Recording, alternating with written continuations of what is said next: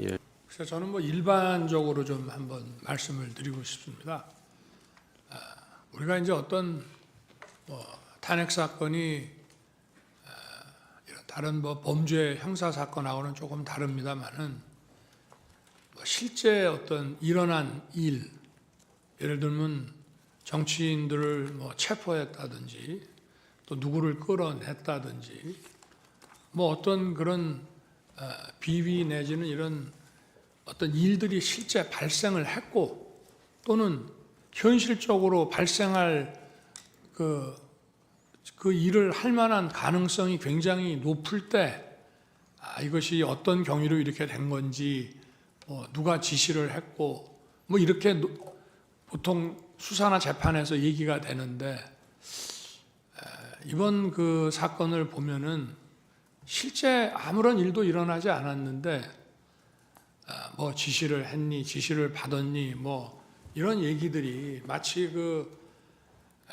어떤 호수 위에 떠 있는 달그림자 같은 거를 쫓아가는 그런 느낌을 좀 많이 받았고요. 저도 국군 통수권자로서 우리 훌륭한 그 장군들의 그 진술에 대해서 뭐 이러니 저러니 제가 말을 섞고 이러고 싶지는 않습니다만은 아까도 전반적으로 나온 그런 얘기의 취지는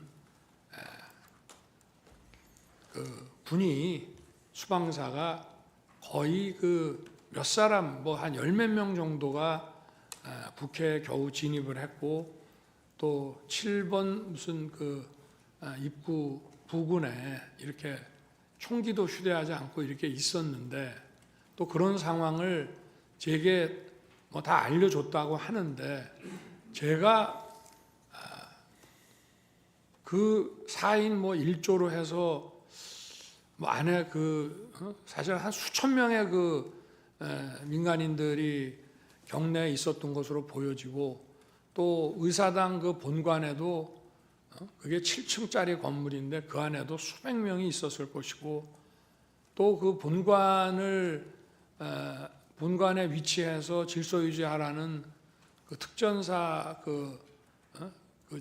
요원들도 이제 불 꺼진 쪽에 유리창을 깨고 들어갔다가 그 소화기 공격을 받고 또 다 나옵니다. 그런 상황에서 과연 처음에 뭐 14명, 나중에 이제 군 철수 지시하고 계엄 해제 나고 군 철수 지시가 이루어졌는데 그게 과연 상식적으로 가능한 얘기인지 물론 사람들마다 자기 기억이 다르기 때문에 제가 뭐 자기 기억에 따라서 얘기하는 것을 대통령으로서 뭐라 할 수는 없습니다만은 좀 상식에 근거해서 본다면은 아마 이 사안의 실체가 어떤 건지 잘 알 수 있지 않겠나 하는 말씀을 드리고 싶습니다. 네, 이상입니다. 예. 선관위에 좀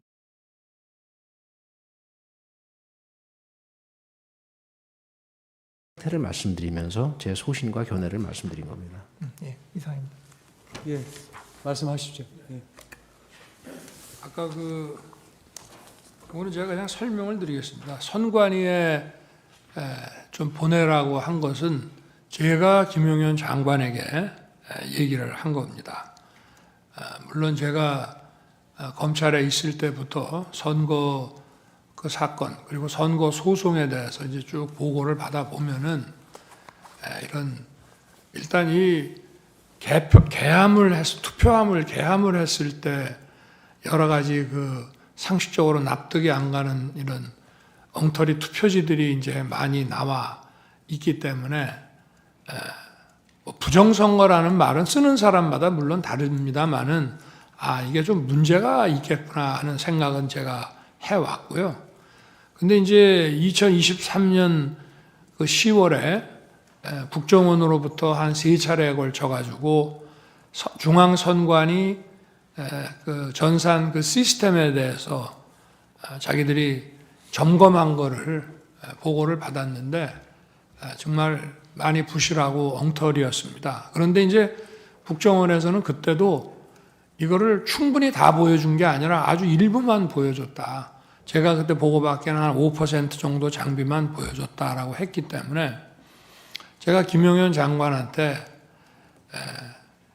계엄을 이제 아마 금요일 11월 한 29일 내지 30일쯤 됐던 것 같은데요. 그 감사원장 탄핵 이제 발의한다는 얘기가 나오면서 이제 계엄 얘기를 했습니다. 그런데 하게 되면 그 계엄법에 따라서 그 국방장관과 그 지휘를 받는 계엄사가 계엄 당국이 그 계엄 지역 내에서의 행정사법 사무를 관장하게 돼 있기 때문에 이거는 무슨 범죄의 수사 개념이 아니라 선관위에 들어가서 국정원에서 다 보지 못했던 선관위의 전산 시스템이 어떤 것들이 있고 어떻게 이것이 가동되고 있는지를 스크린을 하라.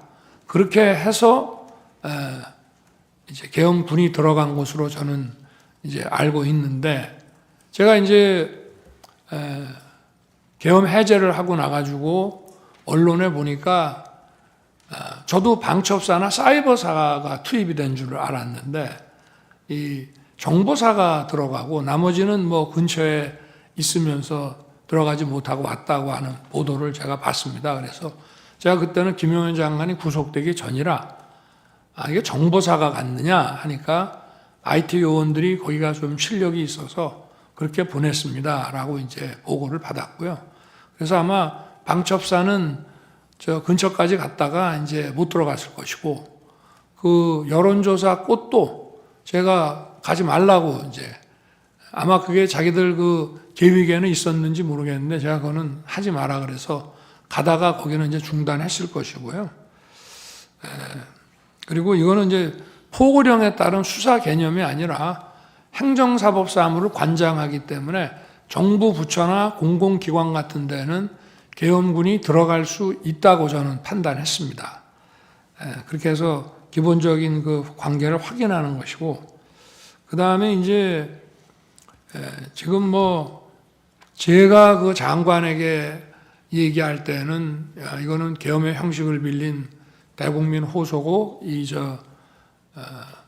국회 그 해제 결의가 있으면은 즉시 할 것이다라고 얘기를 하지만 저 역시도 그런 내용은 해제하고 설명을 해야지 저도 국무위원들한테 그 얘기는 계엄 전에는 얘기할 수가 없는 겁니다. 마찬가지로 국방장관도 지휘관들, 사령관들한테는 이 계엄은 곧 해제될 계엄이고 전체 군 투입은 얼마 안 된다. 이런 얘기를 안 하고 이제 필요한 그 대통령의 선포에 따라서 각자 맡은 업무를 하도록 했기 때문에 각자 정해진 매뉴얼대로 하다 보니까 저나 장관이 생각한 것 이상의 어떤 그 조치를 준비를 했을 수는 있습니다만은 지금 여기 방첩사는 이제 합수본으로 나가게 돼 있고 그리고 이제 육군참모총장은 계엄사령관으로 이제 발령을 이미 받았죠. 그거는. 그런데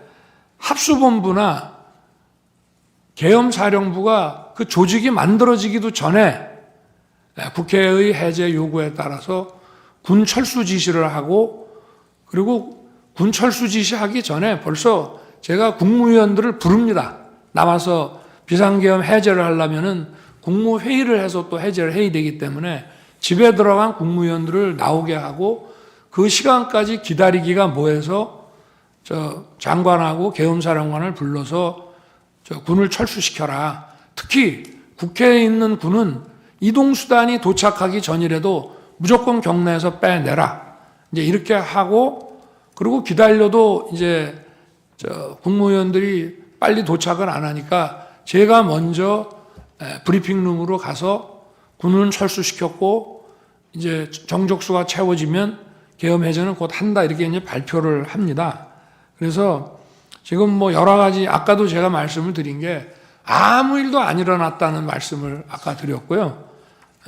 이번에도 역시 지금 뭐 방첩사도 많은 사람들이 조사를 받았습니다만은 방첩사 본연의 일이 아니고 방첩사가 합수본으로 이제 역할을 맡게 돼서 하는 업무인데 합수본 자체가 지금 저 방첩사령관이 합수본부장으로 장관에 의해서 임명만 받았지 합수본 자체의 구성이 하나도 안 돼 있었습니다. 그 상태에서 해제가 됐고 아무 일도 안 일어났다는 말씀을 드리고 계엄사 역시 마찬가지고요.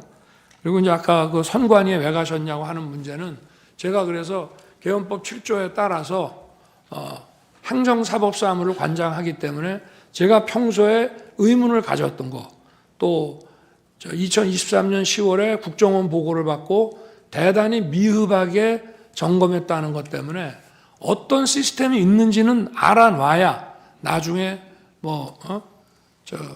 국정조사를 통해서든지 아니면 여론 이런 걸 통해서든지 봐야 되겠다라고 생각했기 때문에 점검을 하도록 시킨 것이고, 실제 가서 무슨 군인들은 이제 그런 장관의 이런 계엄 선포와 장관의 지시가 있으면 뭐 서버를 압수하네 뭐네 이런 식으로 생각할지 모르지만 제가 내린 지시는 가서 무슨 장비가 어떤 시스템으로 가동되는지 보라는 거였고, 실제 아무 어떤 압수 내지는 서버 압수라는 그 하드웨어뿐만이 아니라 그 안에 있는 어떤 소프트웨어나 이런 컨텐츠도 압수한 게 전혀 없는 것으로 저는 보고를 받았습니다. 그만큼 계엄은 신속하게 해제됐기 때문에 아무 일도 안 일어났다는 말씀을 드리고 싶습니다. 이상입니다. 말씀. 지금 범건이 위치 추적인이 이렇게 하는데요. 국정원은 수사권이 없고 검거는커녕 위치 추적을 할 수가 없습니다. 협력해서 한다고 하는데 그런 거를 방첩사령관이 모를 리가 없고, 그래서 저 자체는 이제 말이 안 된다고 저는 보고 있고요.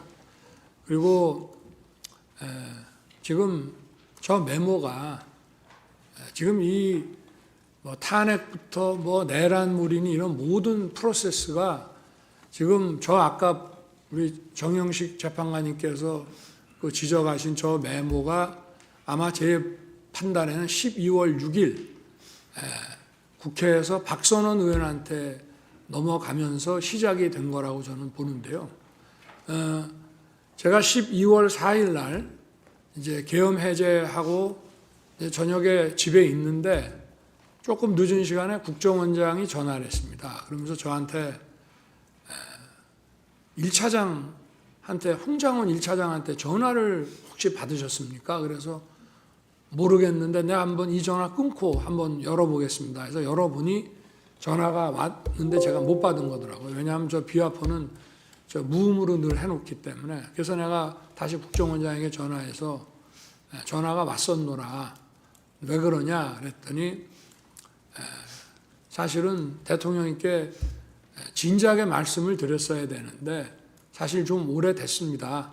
근데 어떤 정치적 중립 문제라든지 제가 자세한 말씀을 이 자리에서 드리기는 하지만 홍장원 1차장을 좀 해임해야 되겠습니다. 그래서 제가 다른 것도 안 물었습니다. 그건 원장이 그렇게 판단하면 그렇게 하십시오. 그래서 내일 사표를 받겠습니다 해서 사표를 받고, 아까 6일 날 다시 일하자 했다는데 저는 그게 믿기지가 않는 것이 벌써 6일 날 오전에 그때 제가 관저에 있는데 이미 관저로 1차장 해임과 또 오호령 씨에 대한 임명 결재안이 올라와서 제가 그거를 점심시간에 결재를 했습니다. 그 이후에 지금 이제 12월 6일 아침 기사부터 이런 체포 얘기가 대통령이 한동훈 대표를 잡아넣어라 이런 기사가 12월 6일 아침부터 나기 시작합니다. 그래서 이게 쭉 진행되는 것이고요. 그리고 아까 그 국정원장 해외 출장 문제와 관련해서는 제가 전주에 국정원장으로부터 이번 주에는 미국 출장이 있기 때문에 매주 금요일 날 하는 대통령 보고가 어렵습니다라고 얘기 들은 기억이 나서 제가 화요일 저녁에 국정원장한테 전화를 합니다. 해외에 있는지 국내에 있는지 알기 위해서. 그래서 제가 둘 사이에 약간의 미스커뮤니케이션이 있었습니다. 제가 국정원장한테 아직도 거기시죠? 저는 미국에 있는 줄 알고 그랬더니 국정원장이 아직도 여기입니다. 이래서 저는 해외에 있는 줄 알았습니다. 그래서 처음으로 제가 홍장훈 1차장한테 전화를 하게 됩니다. 처음엔 안 듣고 두 번째 전화가 왔습니다. 그래서 제가 원장님 부재 중인데, 제가 전화를 딱 받으니까 벌써 약간의 식사 반주를 한 느낌이 딱 들어갔고, 제가 원장님 부재 중이니까 원을 잘 챙겨라 라고 얘기하고, 이따가 내가 혹시 전화할 일이 생길지 모르니 이 비화폰을 잘 챙기고 있어라, 이렇게 제가 얘기를 했는데, 8시 한 반 무렵에 국무회의 하려고 이제 뭐 여러분 이제 국무위원도 오시고 비서실장, 안보실장이 들어오는데 안보실장하고 국정원장이 같이 오는 겁니다. 그래서 제가 아니 어떻게 되는 겁니까? 미국에 있는 거 아닙니까? 했더니 저 내일 출발입니다. 그래서 제가 국정원장한테 나는 원장님 미국 계신 줄 알고 제가 1차장한테 전화를 했습니다. 그랬더니 원장님 부재 중인데 잘 챙기라고 했는데 원장님 여기 계십니다란 말을 안 합니다. 이렇게 제가 국정원장한테 얘기를 했고요. 그리고 국정원장도 아마 둘이서 그런 커뮤니케이션을 나중에 했을 거라고 저는 추측이 되는데, 제가 만약에 계엄 사무에 대해서 국정원에다 뭘 지시하거나 뭐 부탁할 일이 있으면 국정원장한테 제가 직접 하지, 차장들 업무 관련은 2차장이지만 2차장한테도 안 합니다. 원장한테 무조건 기관장한테 하는 것이고요. 그리고 제가 1차장 홍장훈 1차장한테 10시 한 거의 11시 다 돼가지고 이제 제가 저 대국민 담화 계엄 선포 대국민 담화를 하고 올라와서 저 국무위원들 아직 남아 있는 사람들하고 얘기한 다음에 돌려보내고, 제가 홍장훈 차장한테 전화한 거는 계엄 사무가 아니고 이미 관련된 문제는 원장하고 다 얘기를 했기 때문에 제가 전화한 거는 아까 전화를 하겠다라고 한 것도 있고, 또 제가 해외 순방 때 국정원의 해외 담당 파트가 여러 가지 그 경호 정보를 많이 도왔기 때문에 제가 격려 차원에서 전화를 기왕 한 김에 한번 해야 되겠다라고 해서 계엄 사무가 아닌 간첩 검거와 관련해서 여기는 수사권이 없고 조사권, 국가안보조사국으로 이름이 바뀌었습니다. 그래서 방첩사를 도와주라는 얘기를 한 것이고, 제가 국정원에다가 방첩사 도와주라는 얘기는 전임 김규현 원장 때나 조태영 원장 때나 늘 합니다. 왜냐? 방첩사는 예산이 아주 부족합니다. 그리고 국정원에는 정보들이 많이 있기 때문에 경찰에 줄 거는 경찰에 주고 또 방첩사에 줄 거는 방첩사에 주면서 저도 좀 예산 지원을 좀 해주라는 얘기를 쭉 해왔기 때문에 또 사관학교 후배니까 좀 도와주라.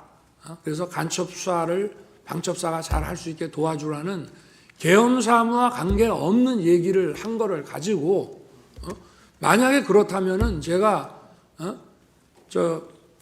아까 그 재판관님께서 잘 지적을 하셨던데, 제가 여인영 사령관한테 내가 조금 전에 1차장하고 통화했으니 뭐 애로사항 있으면 1차장한테 연락을 하라고 제가 전화를 했어야 되는데, 대통령이 방첩사령관한테 그런 전화 한다는 것 자체도 굉장히 비상식적인 얘기입니다. 그리고 방첩사령관이 1차장의 사관학교 후배긴 하지만 엄연한 기관장이고, 계엄이 선포되면 방첩사령부가 사실상 국정원의 우위에 있기 때문에 뭐 차장, 더구나 담당 2차장도 아닌 1차장한테 계엄 사무와 관련한 이런 무슨 부탁을 한다는 게, 만약에 할 거면은 방첩사령관은 국정원장한테 해야 됩니다. 기관장끼리. 그리고 계엄이 선포돼서 여기가 합동수사본부가 되면요, 정보도 역시 방첩사가 국정원 우위에 있는 거기 때문에 제가 뭐 재판관님께서 이 전체적인 사항을 어떻게 판단하실지는 그거는 뭐 제가 정할 문제는 아니지만 이 전체 상황에 대해서 좀 이해의 편의를 위해서 간단하게 말씀드렸습니다. 이상입니다. 예. 정인 돌아가십시오. 수고하셨습니다.